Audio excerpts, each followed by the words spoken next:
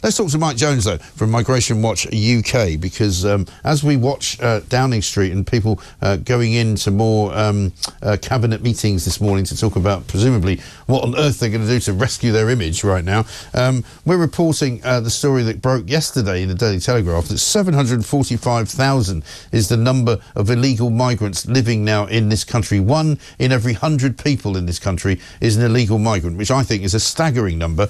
Mike, a very good morning to you. This probably didn't come as a shock to you guys, but I mean, it's unbelievable that we've got more illegal migrants in Germany, more illegal migrants in France, and any other country in Europe. Yeah, the numbers are staggering, but the most shocking thing about this is it's probably a conservative estimate. Yes. So, you think sort of upwards of 1 million? Oh, yeah, absolutely. I mean, you've got to remember, estimating illegal migration statistics is more of an art than a science. And there are two reasons for this.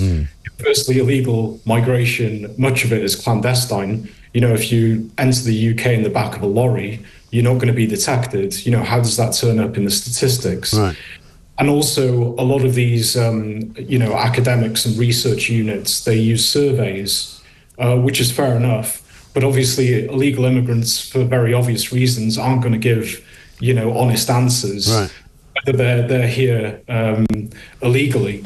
So this is more of an art than a science, and I believe that the statistics are probably quite conservative. The Mirren Project, they say 1 in 100 is here illegally. That's around 745,000, a city the size of Leeds. But, the Pew Research Centre did a very similar study about 5 years ago for 2017, and their upper estimate was about 1.2 million. Wow. Because I've always said, as much as we're looking at a small boat crossing there, we had the big crossing on Saturday, 971 people on 17 boats, I think it was.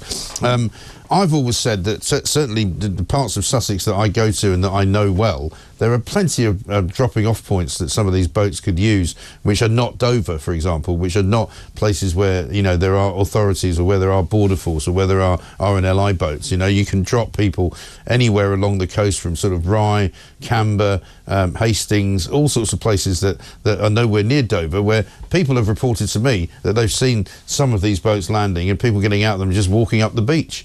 We also know from last, I think, month that there were some boats which were intercepted going on a much longer route and turning up sort of down in Dorset and coming, coming further to sort of avoid scrutiny, if you like. Yeah, of course. I mean, arriving in the UK via boat is one method, but a lot of illegal immigrants, they come through the Channel Tunnel. On the backs of lorries, and there are people who have actually overstayed their visas. Right. These could be short-term visas, you're on holiday or you're visiting family members, or they could be long-term visas. Yeah. You're on the graduate visa, but you don't actually go back to your country of origin when it expires.